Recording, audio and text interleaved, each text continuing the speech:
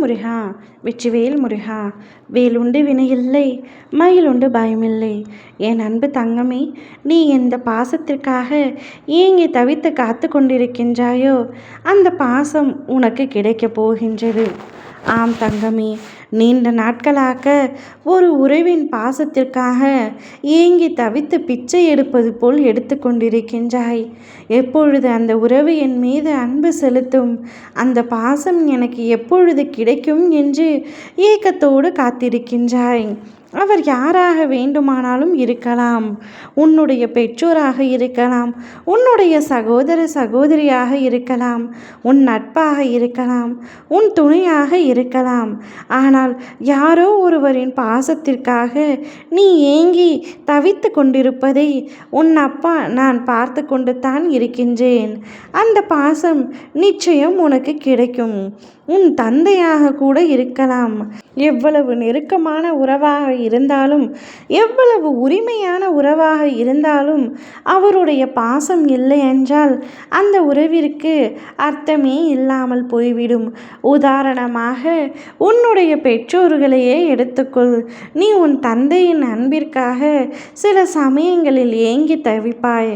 அவர் உன் தந்தை, உன்னுடைய இரத்தம் என்ற எவ்வளவு பெரிய உரிமை இருந்தும் அவருடைய அன்பு கிடைக்காததால் நீ எத்தனை முறை ஏக்கம் கொண்டிருப்பாய், எத்தனை முறை அழுதிருப்பாய்.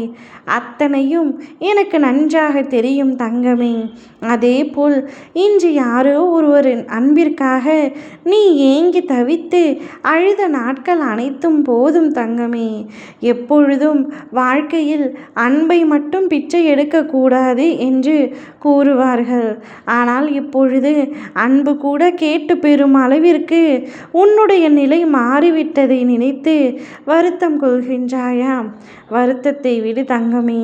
சில வேதனைகள் உனக்கு தாங்க முடியாததாகத்தான் இப்பொழுது இருக்கின்றது.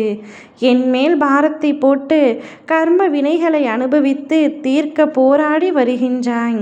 உனக்கு ஏதாவது ஒரு வகையில் நான் ஆறுதலை விரைந்து வந்து வேதனைகளை குறைக்க உதவுகின்றேன். நீ என்னிடம் வேண்டினாலும் வேண்டாவிட்டாலும் உன் துன்பங்களை அறிந்து உனக்கு தீர்வை எப்பொழுதும் நான் கூறிக்கொண்டே தான் இருப்பேன். இதற்கும் தீர்வு உண்டு தங்கமே. நான் உனக்காக இருக்கின்றேன்.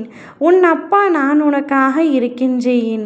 நீ எதிர்பாராத பல நேரங்களில் என் தரிசனம் உனக்கு கிடைத்திருக்கிறது. ஏதோ ஒரு ரூபத்தில் உன்னை தேடி நான் பலமுறை வந்துள்ளேன். ஆனால் குழப்பமான சஞ்சலமான மனதோடு நீ இருக்கும் பொழுது என்னை உணர்வதில் உனக்கு சிரமம் ஏற்பட்டது. உண்மைதானே?